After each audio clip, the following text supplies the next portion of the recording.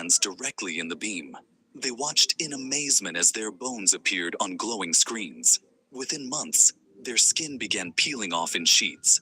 Clarence Daly, Thomas Edison's assistant, was one of the first to experiment with X-rays. He would stick his hands into the radiation beam daily, fascinated by the ghostly images of his skeleton. Soon, his hair fell out. His fingers developed horrific ulcers that wouldn't heal. The radiation was eating through his flesh from the inside. Doctors amputated his arms piece by piece, but it was too late. The poison had spread throughout his body. Daly died in agony in 1904, becoming the first known X-ray fatality.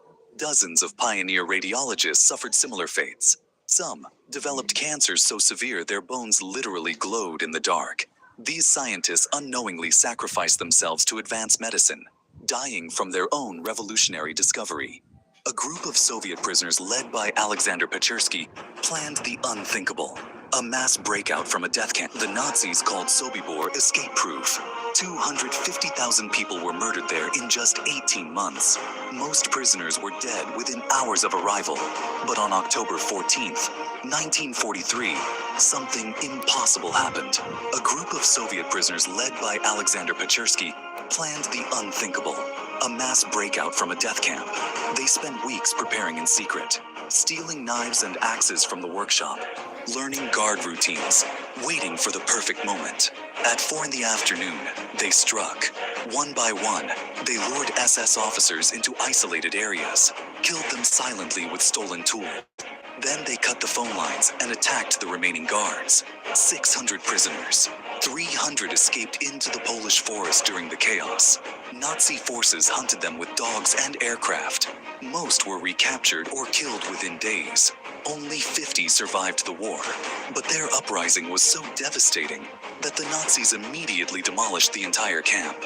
The commandant was found dead in his office. They plowed the site under and planted trees to erase what happened there. Did you know the US military once produced enough anthrax to kill every person on Earth? From 1943 to 1969, a secret program operated at Fort Detrick, Maryland. Scientists weaponized deadly diseases, anthrax, smallpox, things that could wipe out entire cities. They tested these biological weapons on unwitting victims, prison inmates, mental patients, people who had no idea what was being done to them. Massive fermentation tanks stored enough lethal agents to end humanity. Then, researchers started dying from mysterious illnesses, lab accidents. The military covered it all up. Dr. Frank Olson, a biochemist working on the program, began questioning the ethics of their work. Days later, he allegedly jumped from a hotel window. Suicide, they said. But declassified documents tell a different story. CIA operatives may have murdered him to keep him quiet. When the program was exposed, officials claimed it ended. But conspiracy theories persist. Underground facilities, continued research. Some even link Fort Detrick to later anthrax attacks. The question remains, did America's biological weapons program ever really stop? In 2006, a former Russian spy sat down for afternoon tea at a London hotel. Within hours, he was dying from the inside out. Alexander Litvinenko had no idea his cup contained polonium-210, one of the most lethal substances on Earth.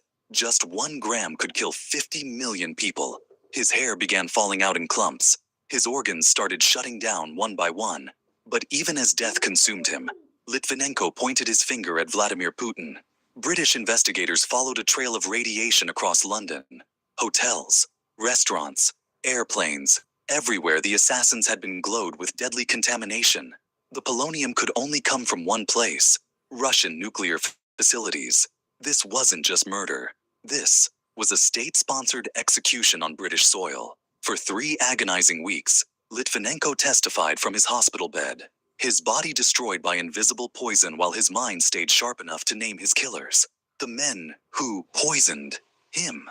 Safe in Russia. Protected by the very government that sent them. Some secrets are worth killing for, and some people pay the ultimate price for knowing them. Did you know that America secretly hired over 1,600 Nazi war criminals after World War II? In 1945, as Hitler's regime crumbled, the US military launched Operation Paperclip. They weren't hunting Nazis. They were recruiting them. Werner von Braun used slave labor to build rockets that killed thousands of innocent people. America made him the father of NASA. Kurt Blome conducted horrific biological experiments on concentration camp prisoners. The US hired him to develop chemical weapons. President Truman initially said no. But Cold War paranoia changed everything. US intelligence created fake biographies. They erased Nazi pasts.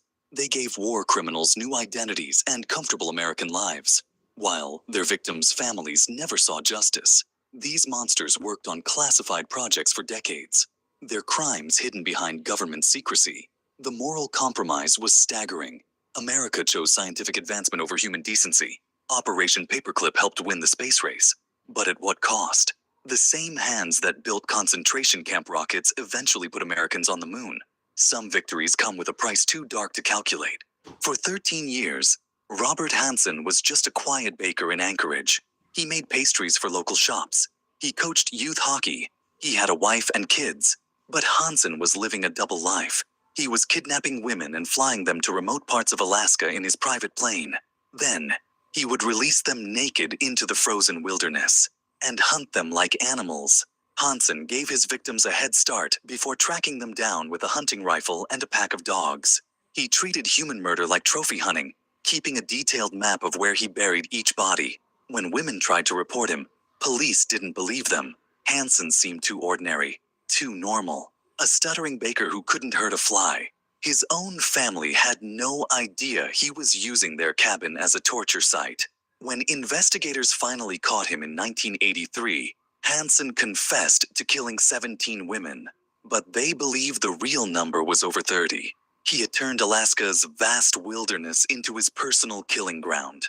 Between 1936 and 1938, Stalin's secret police received a chilling order: kill 750,000 Soviet citizens.